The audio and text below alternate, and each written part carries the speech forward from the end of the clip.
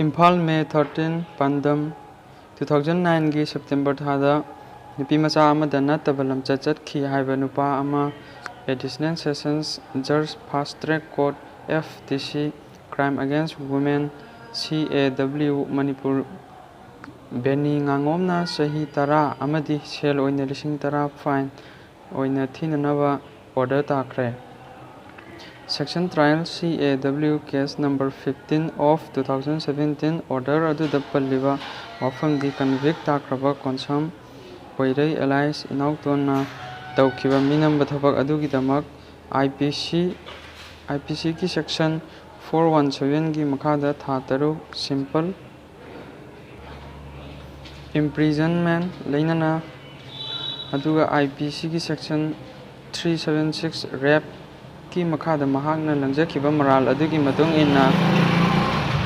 Chahi tara RI loinana sel oina lupa lising tara fine oina thinana wafam palli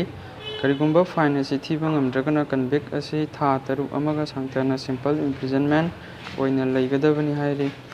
loinana IPC ki section 417 amasung 376 ani asi concurrently oina chatkadabani haiba wafam palli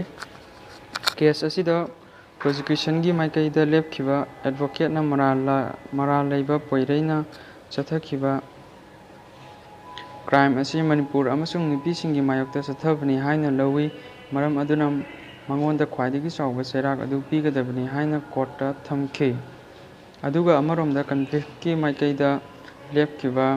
advocate na mahak asi Chahi 95 sure angang ahum lei angang ahal asina graduation ni atopa ani asina class 12 taubata ngairi mahakna talakpa selna imung puri loinana mahak asi mamangda amukta phawba crime chathakidri fibam asi yengbiraga court na khwaidagi nemba serak adu bibiyu haina katkhi